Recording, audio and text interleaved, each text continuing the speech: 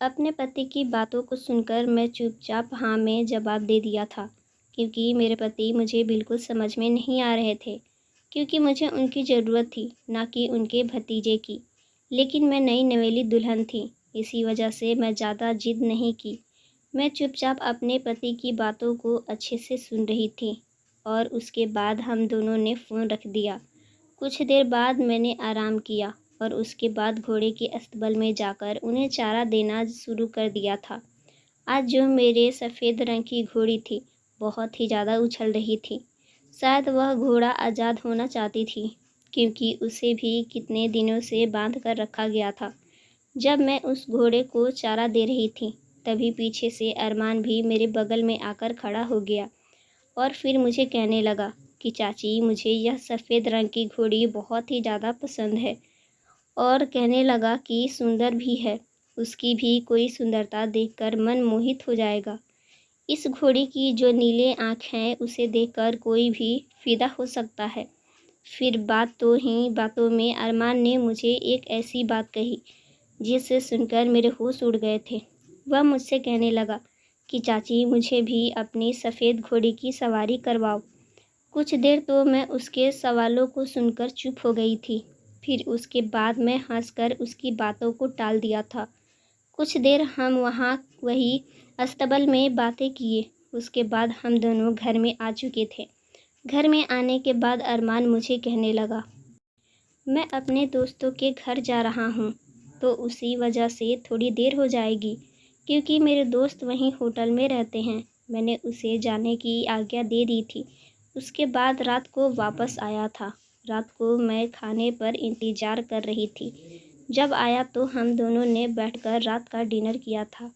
Dinner करते हुए ही अरमान फिर से कहने लगा कि चाची, मुझे अपनी घोड़ी की सवारी कब कराओगे। इस बात को सुनकर मैंने फिर से हंसकर टाल दिया था। मैंने सोचा कि यह तो बच्चा है, इसे क्या समझ होगी यह जो बोल रहा है, लेकिन शायद यह मेरी गलतफहमी थी। डिनर करने के बाद अरमान अपने कमरे में सोने के लिए चला गया था। मैं सोने के लिए चली गई थी। मैं बहुत ज़्यादा घर के कामकाजों की वजह से बहुत थक चुकी थी। इसी वजह से मैं भी अपने कमरे में जाकर जल्दी ही सो चुकी थी। लेकिन रात को मुझे कुछ अजीब सी आवाज़ सुनाई देने लगी, लेकिन मैं वह आवाज़ों पर ज़्यादा ध्यान नहीं दिया। जब मैं सुबह उठी तो मेरे दिमाग में रात वाली बात के बारे में सोचने लगी थी। किचन में जब मैं काम कर रही थी तो मैं आवाज़ों को गहरी तरीके से सोच रही थी, लेकिन तभी पीछे से अरमान कब आके खड़ा हो गया मुझे मालूम ही नहीं चला। उसने मुझे एक बार आवाज़ दी थी, लेकिन मैं उसकी आवाज़ को नहीं सुन सकी थी। तभी उसने आकर मुझे पीछे से पकड़ लिया। उसके पकड़ने से मुझे अजीब सी हलचल होने लगी थी। वह कहने लगा, चाची जान, मैं कब से आपको आवाज़ दे रहा हूँ, लेकिन आप मेरी बात को सुन ही नहीं रही हैं।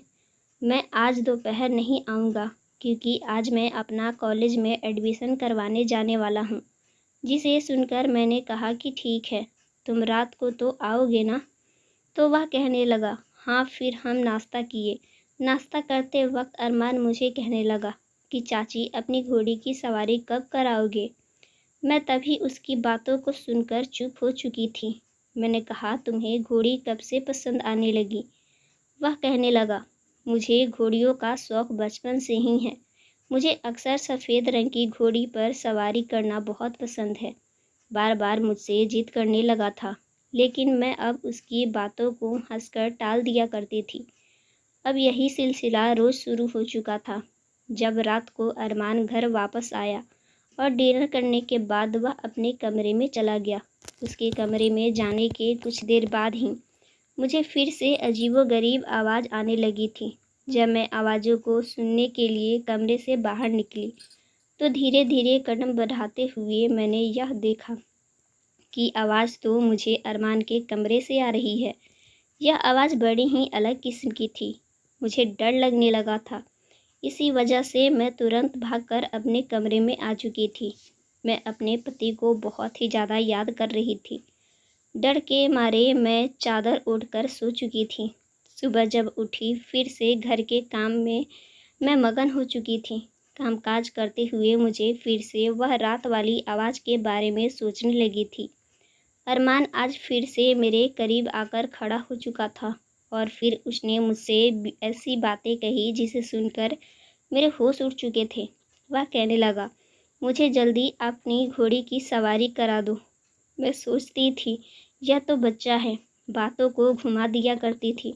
अब धीरे धीरे अरमान में बहुत बदलाव आने लगे थे। वह अक्सर फ़ोन में बैठकर पता नहीं कौन सी वीडियो देखा करता था।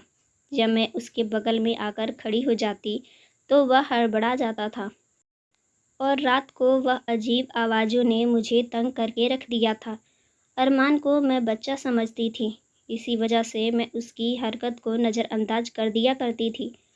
अरमान मेरे साथ बहुत ज़्यादा फ्रेंडली हो चुका था, तो पूरे मेरे बगल में आकर बैठ जाता, मेरे साथ नाश्ता करता और मेरे कमरे में भी आकर घंटों बातें किया करता था। और फिर उन बातों के दौरान मेरे साथ फिर से वही जिद किया करता था कि चाची, मुझे तो आपकी घोड़ी की सवारी करनी है। मुझे आप बहुत ही ज़्यादा पसंद हो, क्या आप मुझे अपनी घोड़ी की सवारी कराओगे? लेकिन मैं बार बार उसे बच्चा समझकर नज़रअंदाज कर दिया करती थी। लेकिन यह मेरे आने वाले ज़िंदगी के लिए बहुत ही ज़्यादा खतरनाक होने वाला था। एक रात मैं सो रही थी कि तभी मुझे अचानक अजीबोगरीब आवाज़ आने लगी। मैं तुरंत उठकर आवाज़ों को सुनने लगी। वह आवाज़ मुझे फिर से अरमान के कमरे से आ रही थी। मैं जल्दी जल्दी अरमान के कमरे में चली गई। जब अरमान के कमरे के बाहर खड़ी हुई तो वह आवाज़ बहुत तेज़ हो रही थी। मैं इधर उधर खिड़की से झांकने की कोशिश कर रही थी। जब खिड़की से झांककर देखा तो मैंने देखा कि अरमान मोबाइल में एक वीडियो देख रहा है। ऐसी हरकतें कर रहा है जिसे देखकर मेरे होश उड़ चुके थे। मैं तुरंत भागती हुई वापस आ गई और अपने पति को फ़ोन लगाने लगी थी। मैं अपने पति को फ़ोन लगाकर खूब रोने लगी थी, लेकिन मैं उन्हें अरमान के बारे में बिल्कुल भी नहीं बताया था। मैं उनसे बार बार यहाँ आने की इजाज़त कर रही थी, लेकिन वह बार बार यही कह रहे थे कि उन्हें कुछ वक्त और लगेगा। इसी वजह से मैंने गुस्से से फ़ोन को रख दिया था। अगले ही दिन बहुत तेज़ बारिश हो रही थी। मैं आज जल्दी सुबह उठ चुकी थी। आज मुझे अपने पति की बहुत ही ज़्यादा याद आ रही थी। रात भर मैं बहुत ही ज़्यादा परेशान हुई थी। मैंने सोचा था कि मैं अरमान के बारे में अभी किसी को कुछ नहीं बताऊंगी। जब मेरे पति आ जाएंगे तब उन्हें अपनी आंखों से यह सारी हरकतें दिखा दूंगी कि अगर मेरी बात पर विश्वास ना किए तो शायद वह मुझे ही इस घर से निकाल देंगे। अगली सुबह जब मैं उठी तो घर का काम ख़त्म करके घोड़े के अस्तबल में चली गई और वहाँ एक ऐसी चीज़ देखी थी जिसे देखने के बाद मेरे पैरों तले ज़मीन निकल गई थी। मैंने देखा कि अरमान सफ़ेद घोड़े के साथ बातें कर रहा है और ऐसी बातें कर रहा था जिसके बारे में मैंने सोचा भी नहीं था। वह घोड़ी के साथ काफ़ी प्यार से बातें कर रहा था और घोड़े को भी उसके साथ बहुत ज़्यादा लगाव हो चुका था। यह सब मैं दूर से ही देख रही थी। तभी मैं सोचने लगी, जो रोज़ रोज़ मुझे यही अरमान मुझे जिद करता था कि उसे सफ़ेद घोड़े की सवारी करनी है। कहीं वह इसकी बात तो नहीं कर रहा था? कहीं मैं मन ही मन में उसे गलत तो नहीं समझ बैठी? लेकिन अगर यह बात थी तो रात को वह फ़ोन में वह वीडियो देखकर अजीब अजीब हरकतें क्यों कर रहा था? अभी मैं भी मेरे मन में बहुत सारे सवाल चल रहे थे, जिसका जवाब सिर्फ़ और सिर्फ़ अरमान ही दे सकता था। इसी वजह से अब मैं अरमान का इंतज़ार करने लगी। अरमान उस घोड़े के साथ कुछ देर वक्त बिताकर वापस जब घर आया तब अपने कमरे में चला गया। मैं भी उसके पीछे पीछे कमरे में चली गई थी। मैंने तुरंत कमरे को अंदर से बंद कर दिया था। अरमान मुझे देखकर हैरान हो चुका था। वह कहने लगा, चाची आप? मैंने कहा, तुम क्यों हैरान हो गए हो? क्या तुम नहीं चाहते थे? मैं अजीबोगरीब बातें करने लगी, लेकिन वह मेरी बातों को अच्छे से समझ चुका था। वह तुरंत कहने लगा, मेरा ऐसा कोई मतलब नहीं था। मैंने कहा, फिर कैसा मतलब था? तुम तो रोज़ मुझे कहते थे कि तुम्हें सफ़ेद रंग की घोड़ी का सवारी करनी है। तो वह मुझे कहने लगा कि चाची मैं कहा था तो। मैंने जो कहा था उसका मतलब यह था कि जो सफ़ेद रंग की घोड़ी थी उसकी बात कर रहे थे। तो कहने लगा, हाँ चाची, क्योंकि मुझे वह सफ़ेद रंग की घोड़ी बहुत ही पसंद है और मुझे बचपन से ही घोड़ी का बहुत ही ज़्यादा शौक़ है। मैं जब छोटा था तो अपनी दादी के घर जाया करता था। दादी के यहाँ बहुत सारे घोड़े भी हुआ करते थे। मैं उनकी सवारी किया करता था, लेकिन एक बार एक घोड़े के ऊपर से मैं गिर चुका था, जिसकी वजह से मेरी टांग में फ्रैक्चर आ चुका था। मुझे घर वालों ने घोड़े से दूर रहने के लिए कह दिया, लेकिन मुझे उससे बहुत मोहब्बत थी। इसलिए जब मैं यहाँ आया तो उस घोड़े को देखकर मुझे पुरानी बातें फिर से याद आने लगी। लेकिन मैं घोड़े पर सवारी करने का तरीका भूल चुका था। मैंने कहा कि फिर तुम कैसे उस घोड़े की सवारी कर रहे थे?